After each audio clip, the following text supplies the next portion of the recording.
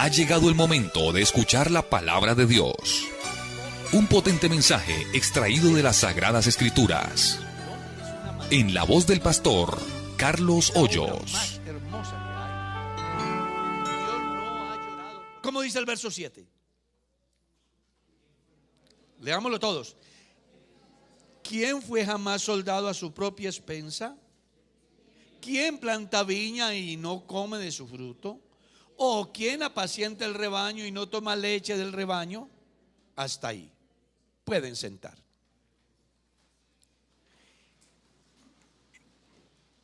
En la enseñanza pasada estuvimos hablando de los derechos y los deberes. Que por cierto han visitado harto esa enseñanza en la web. Como al apóstol le estaban negando unos derechos, él comienza a hacer unas preguntas. ¿Quién fue jamás soldado a su propia expensa? ¿Y cuál es la respuesta? Nadie. Cuando un muchacho va al servicio militar, ¿qué? Le dan los zapatos, la ropa, todo, la comida y hasta alguna bicoca por ahí. ¿Sabe qué es una bicoca? ¿Ustedes saben qué es una bicoca? ¿Alguna chichigua? ¿Saben qué es una chichigua? Algunos pesos.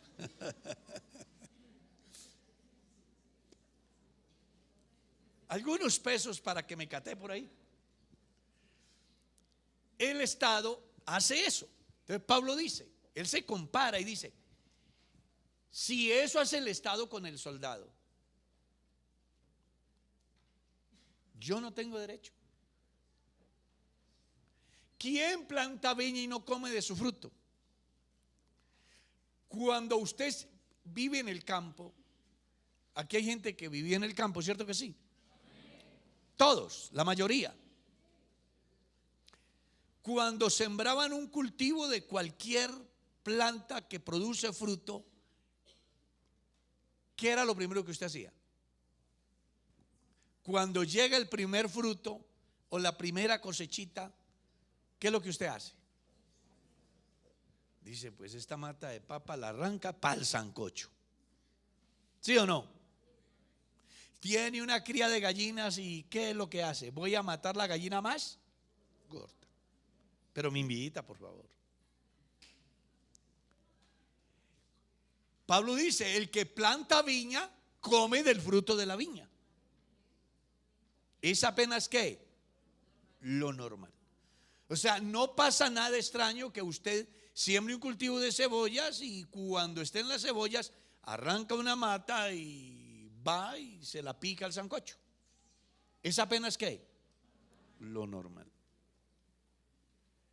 Cuando usted tiene una ganadería y hay vacas de ordeño, ¿qué hace usted? ¿Qué hace? Y se toma la postrera. ¿Se acuerda?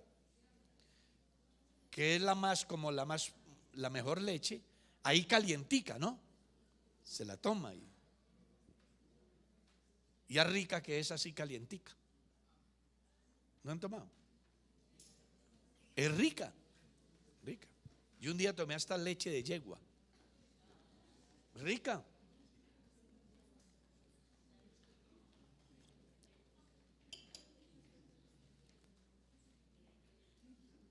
Esa fue la ayuda que Dios hizo para el hombre. Lea Génesis 2:18. Dijo Jehová Dios, no es bueno que el hombre esté solo, le haré ayuda idónea para él. Siga leyendo. Vacas, burros, caballos, aves. Eso es lo que dice la Biblia. No dice así la Biblia. Léalo y verá, maná, Dios. Gloria a Dios.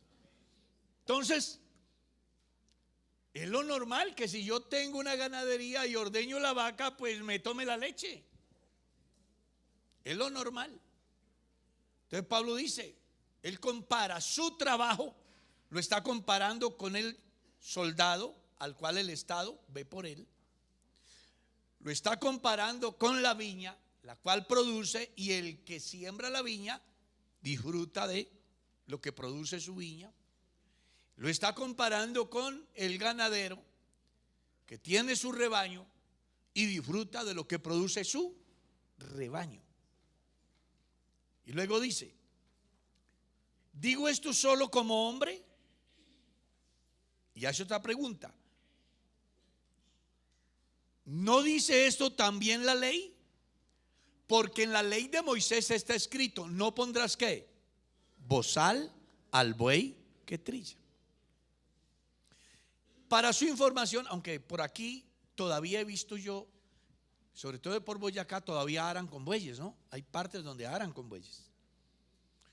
Entonces Dios es muy inteligente. Dios es la inteligencia misma, la sabiduría misma, ¿cierto? Además, tiene un sentir. En nuestro lenguaje se llama humano. Yo no sé cómo le llamará el lenguaje divino, pero hablando de nuestro lenguaje se llama un sentir muy humano. Es decir, si a mí me da hambre, al otro ¿qué? Le da hambre. Y si yo quiero comer, el otro ¿qué? Quiere comer. Entonces dice Dios: bueno, ustedes quieren que los bueyes les aren el campo. Sí, Señor. Entonces la comida que haya delante del buey, déjensela para que se la coma la mejor. Porque habían unos avaros que recogían la comida que estaba frente al buey, y el buey solamente ¿qué? Y no comía. Entonces Dios dice: no, no le pongan bozal, no le quiten la comida al buey. Por favor, quítenle en el bozal y dejen todo lo que está delante para que él coma. Porque si él come, él tendrá ¿qué? Fuerzas. ¿Qué Dios es? Oiga, a mí me encanta el Dios que yo adoro. Ustedes están hechos con el Dios que adoran. Él provee. Aleluya. Y luego el apóstol dice: Dios dice eso solamente por los bueyes. No, dice no. Pues por nosotros se escribió, dice Pablo, porque con esperanza debe de arar el que ara. Eso es lo que él dice. O lo dice enteramente por nosotros, pues por nosotros se escribió, porque con esperanza debe arar el que ara, y el que trilla con esperanza de recibir del fruto. Entonces viene la aplicación a la vida de él. Dice: si nosotros sembramos en vosotros lo espiritual, ¿no le parece una gran cosa que cosechemos lo material? Está diciendo: ustedes son el campo, nosotros sembramos lo espiritual, la enseñanza, la orientación, la doctrina. Porque ese es mi trabajo, dice Pablo. Mi trabajo es predicar, enseñar, corregir, amonestar. Ese es el trabajo del pastor. Regañar. El pastor a veces regaña, ¿o no? Pero yo no. Yo solo hago ¿qué? ¿Qué es lo que yo hago? Eso no son regaños, son observaciones. Pero a veces yo, aparte de observaciones, he regañado gente. Claro, ese es el trabajo.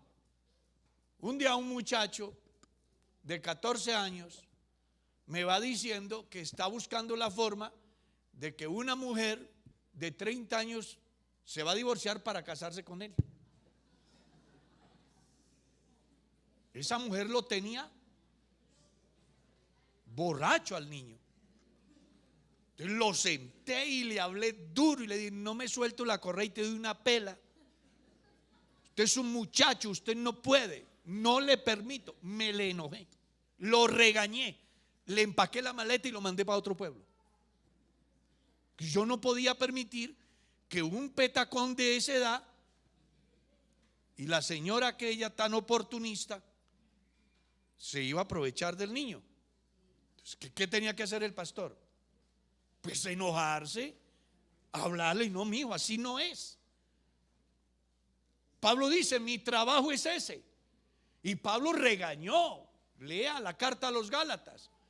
Dice: cuando vi a Pedro le hablé cara a cara y le dije que era digno de ¿qué?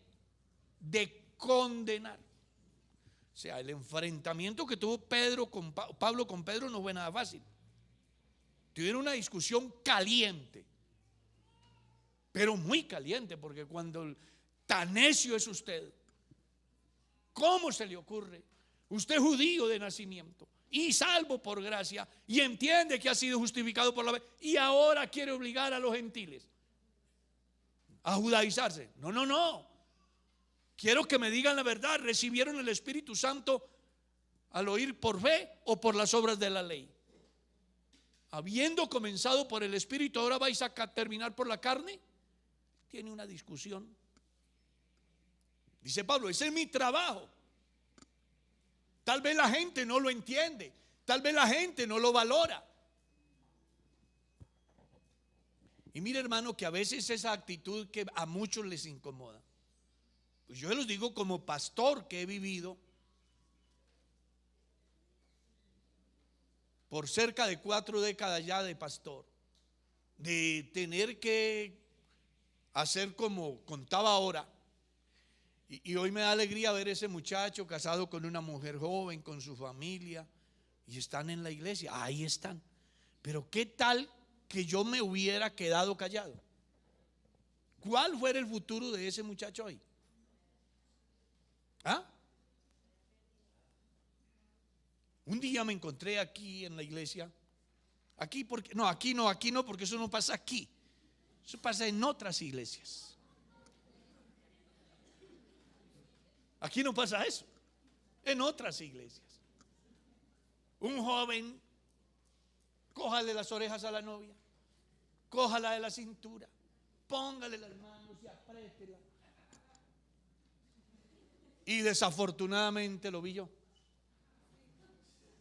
Le dije, niña, hágase respetar. Joven, respete a la niña para que mañana no vengan aquí a quejarse con una barriga bien grande. El tipo se fue enojado conmigo.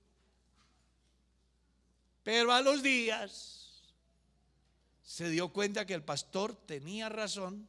El caso es que cuando reflexionó, ya tenía una presión mayor. Mellizos a bordo. Mano, no vaya a creer que cuando uno le dice la verdad, la gente se lo dice porque es que no, es que Dios ha puesto hombres para que hagan eso. A Israel le puso todo el tiempo profetas, ¿cierto que sí? Hasta les guardaron rencor y hasta los sacrificaron, los metieron a prisión, pero ellos siempre hacían lo que Dios mandaba. Y Pablo escribe en una de sus cartas, o mejor a los hebreos, dice: el pastor vela por las almas de los creyentes como quien ha de dar cuenta. Si un creyente se pierde, se muere sin Cristo, se aparta, el diablo lo mata, y el pastor no le dijo nada, no lo estorbó, esa persona se pierde, pero el Señor va a pedirle cuenta al pastor. Cuando uno lee el libro de Ezequiel, encuentra que Dios puso ¿qué? Atalayas. Y la misión del atalaya era advertir el peligro. Si el atalaya advierte el peligro y el pueblo no hace caso y viene el mal y perece, pues él pereció, pero el atalaya habrá salvado su responsabilidad. Pero si yo le he dado orden al atalaya para que la transmita y él no la transmite y viene el mal y el pueblo se pierde, el pueblo se perderá, pero yo demandaré la sangre de ellos. Así que eso no es como la gente cree. Y Pablo es lo que está diciendo. Ustedes creen que yo no hago nada porque ustedes no valoran lo que yo hago. Yo quiero que sepan que soy un apóstol y que hago un trabajo y que tengo derechos y que además hoy los reclamo con vehemencia, porque entre otras, yo siempre he creído que los derechos no se mendigan, los derechos se reclaman. se reclaman. Y Pablo está haciendo ese uso. Hoy hay muchas iglesias, muchos pastores que tienen dificultades. Gracias a Dios aquí no pasa eso, porque esta iglesia es maravillosa. No están convencidos.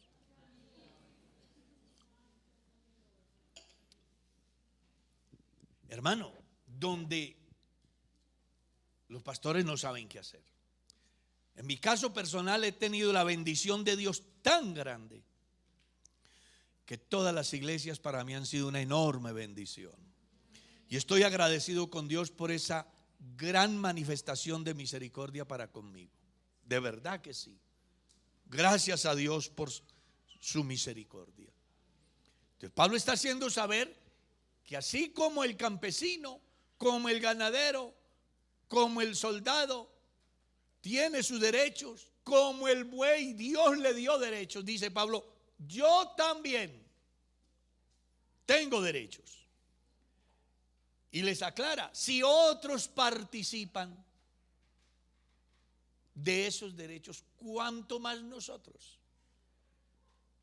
Si otros, dice Pablo, si otros participan de esos derechos. ¿Y a quiénes se refería? A todos aquellos que con estrategias religiosas explotaban la ignorancia del pueblo, como también hoy. Hoy también.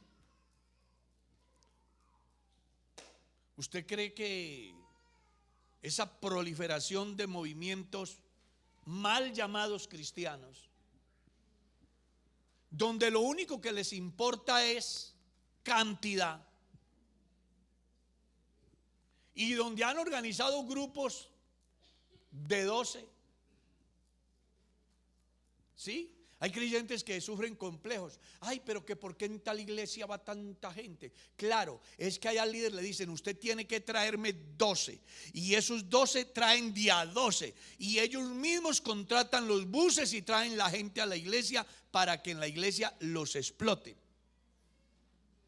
Con la famosa siembra. Porque a la gente le interesa mucho que le hablen de plata, que no le hablen de santidad. Que no le hablen de Dios, que no le hablen de arrepentimiento, que no le hablen de conversión. Quieren plata, siembren. Y eso es lo que le gusta a la gente. Pues a mí me gusta también la plata, pero más que eso me gusta que usted se vaya de aquí consciente que tiene que vivir una vida cristiana agradable a Dios. Porque de nada servirá catedrales, de nada servirá comodidades, si el día que Dios llame a cuentas yo solamente diga, tengo plata. Creo que es mejor alguien sin zapatos en el cielo que muchos con avión y guardaespaldas en los infiernos. Así que aquí hay una filosofía clara. Nos interesa que usted de verdad conozca a Dios. Eso es lo que nos interesa.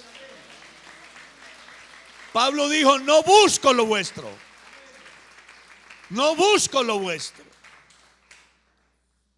Porque lo que es del creyente deja de ser. Pero cuando el creyente conoce a Dios, tiene algo que permanece para siempre. Y el trabajo de Pablo, como de cualquier pastor, era hacer hombres y mujeres para el reino de Dios. El trabajo mío como pastor y de cualquier pastor no es simplemente pensar en que puede vivir aquí bien, pues al final llegará el momento, como dijo el actor ahora, el tiempo se acaba y ya. Aquí lo que nos importa es que cuando el Señor llegue podamos oír la voz de Él que dice, ven buen siervo, en lo poco has sido fiel, en lo mucho te pondré. Alaben a Dios, hermanos.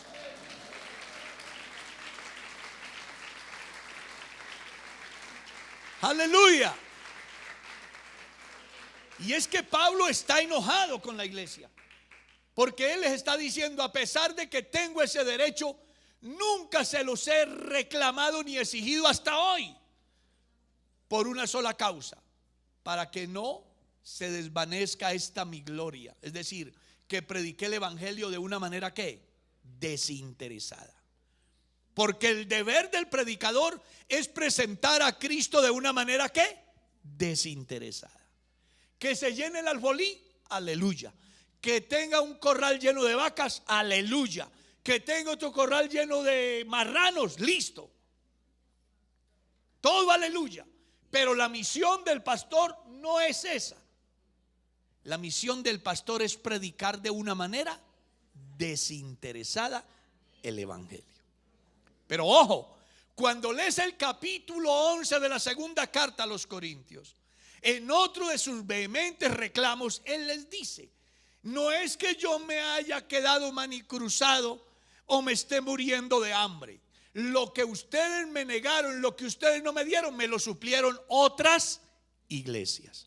Qué vergüenza para esa iglesia, ¿verdad? Que no diezmaban, que no ofrendaban, que no llevaban sus primicias, porque parecía que para ellos Pablo era un vago. Pero habían unas iglesias que amaban a Pablo. Y dije, pobre Pablo, qué pesar, ese pastor hace esta. Mire, entonces hubo uno que le mandó todo lo que necesitaba y le sobró. Porque hay algo claro que en los cristianos deben de quedar bien marcado en el fondo de su ser. Y es que si el cristiano tomara la decisión de no obedecer a Dios porque piensa que su ministro es un vago, Dios hará lo que sea. Si tiene cuidado de los bueyes, también cuidará de su ministro. Cuando usted lee el capítulo 11 de la segunda de los Corintios, encuentra que a Pablo le suplieron todas sus necesidades. Las iglesias de Acaya, de Macedonia, de Filipo.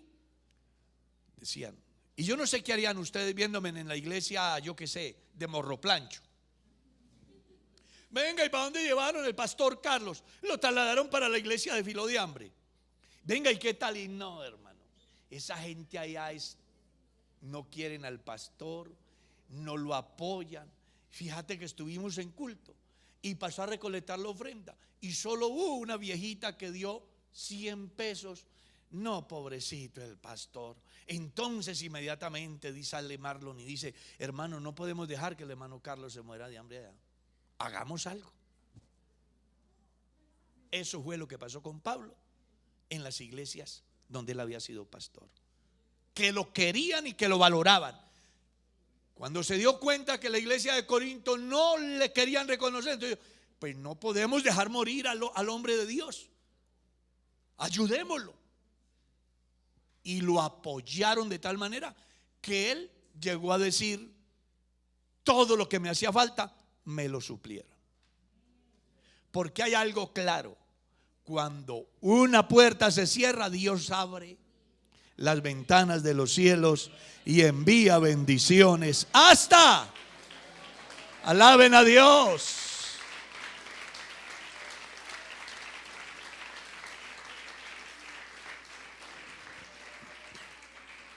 Es que no es bueno lo que le está pasando a Pablo en Corinto. Él le coloca reflexiones de todo orden para que ellos entiendan. Es como si cogiera yo hoy aquí a Dion y le dijera: hermana, no, es que mire, usted tiene el deber de esto, esto y esto. Y como cogerla de la cabeza y acá, tienes que hacerlo. Es lo que porque les coloca el señor que tiene la finca, el señor que tiene el ganado, el soldado que trabaja con el Estado, y luego los vuelve y los rincona contra la pared y les dice: es que ustedes no saben que los que trabajan en el altar del altar participan. Ya, eso es lo que dice, léalo. Verso 13, ¿qué es lo que dice? ¿No sabéis que los que trabajan en las cosas sagradas comen del templo y que los que sirven al altar del altar participan? O sea, Pablo está enojado, dice: no puede ser que yo, que me he matado aquí, que no he podido dormir, que he hecho hasta lo imposible porque ustedes entiendan, me nieguen.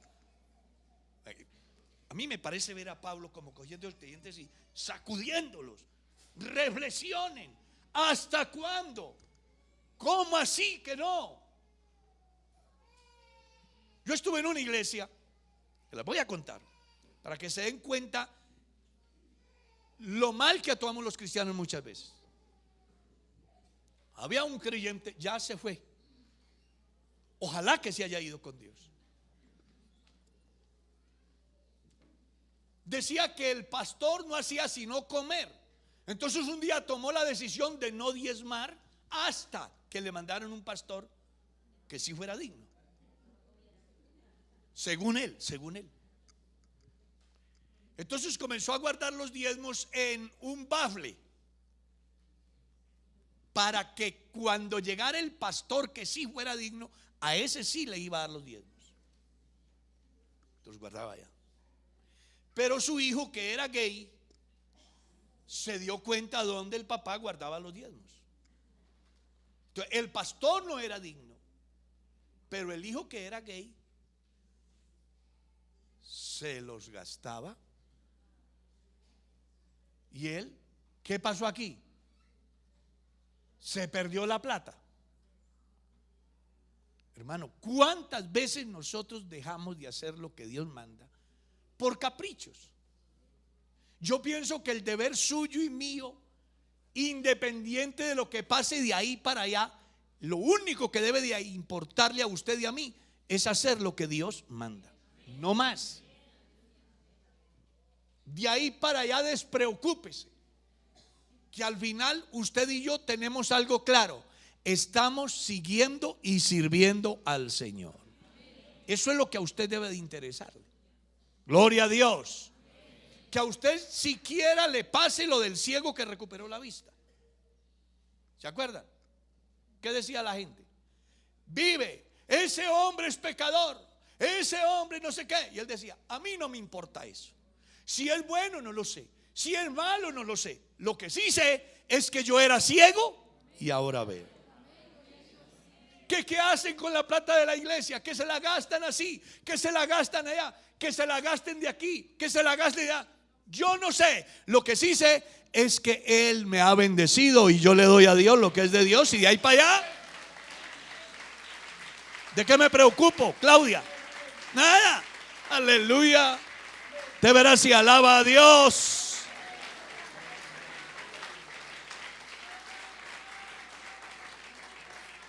Así también ordenó el Señor a los que anuncian el evangelio que ¿qué? Verso 14. ¿Tienen la Biblia? Entonces léanla. Claro que no estoy regañando, ¿no? Aleluya. Así también ordenó el Señor, dice Pablo, que los que anuncian el evangelio ¿qué?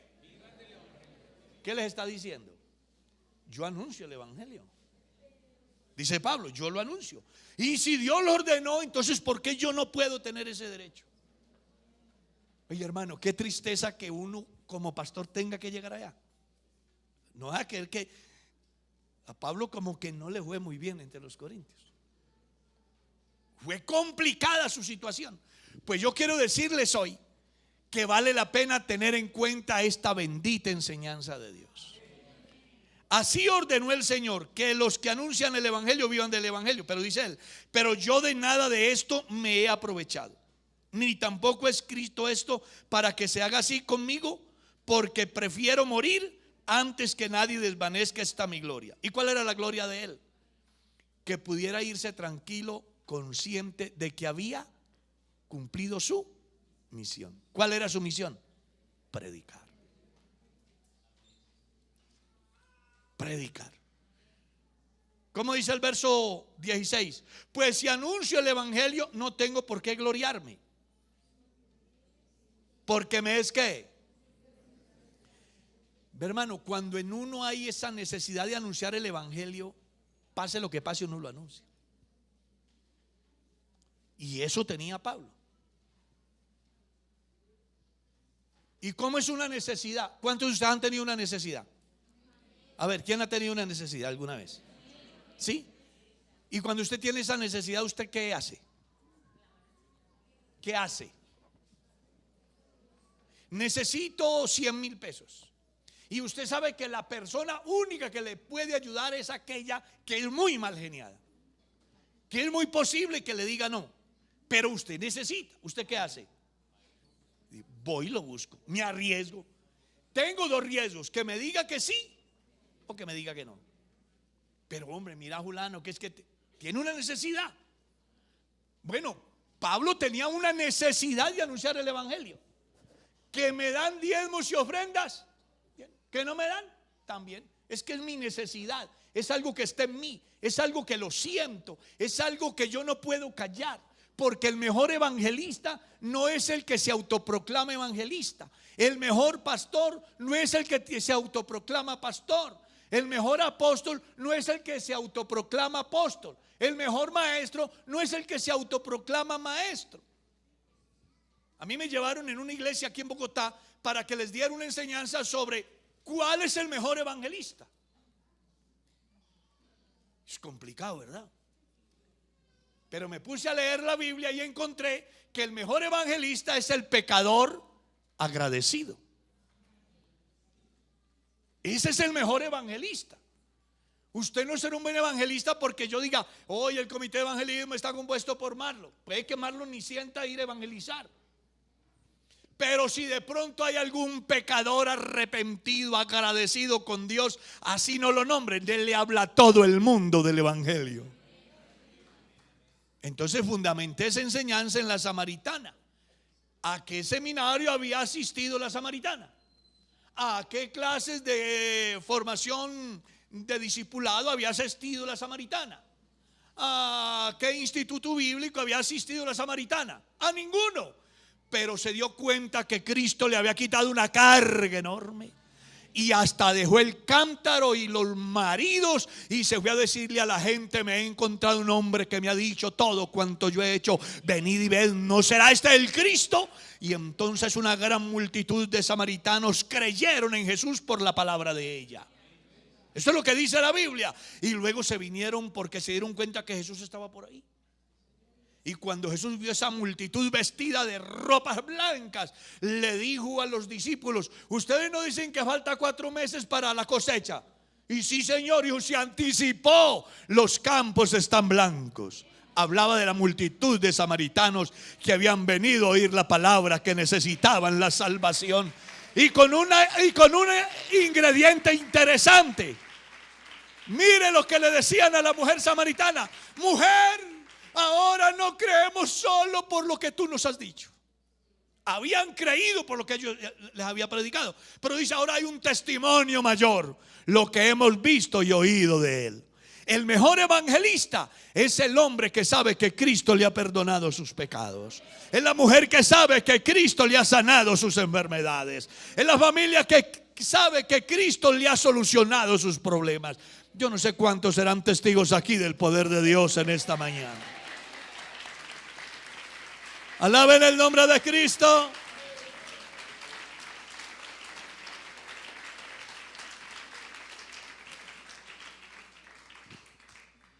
Así que, hermano, acuérdese, tenemos en la vida cristiana una necesidad muy grande. ¿Y cuál es esa necesidad? Predicar el evangelio. ¿Aquí hay alguno que haya sido perdonado? Levante la mano uno, a ver. Sí. A ver, levante la mano uno que haya sido perdonado. Sí. ¿Han sido perdonados? Sí. ¿Quién ha sido perdonado por allá?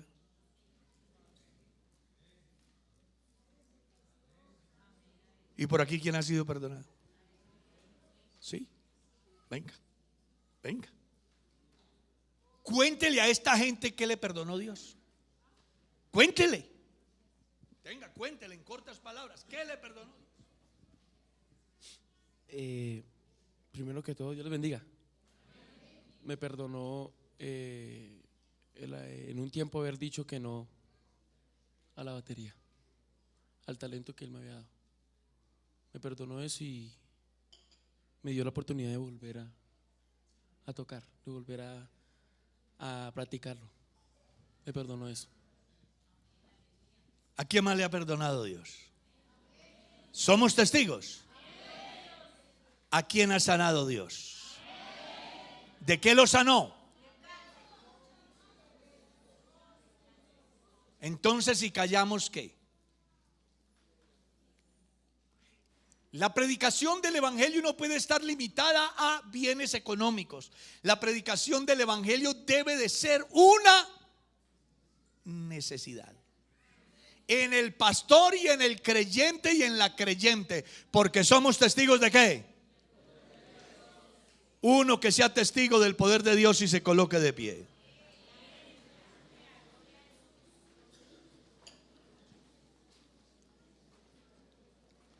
Acuérdese, tenemos derechos, tenemos deberes. Y entre uno de nuestros deberes está ¿qué? Predicar el evangelio. ¿Quién da gracias esta mañana acá? Señor, yo te doy gracias por esta bondad, por esta misericordia, por este favor, por este privilegio. Te doy gracias por la vida, por el perdón de mis pecados, por la restauración de mi vida. Gracias, Dios, por darme el privilegio de ser pastor de esta iglesia.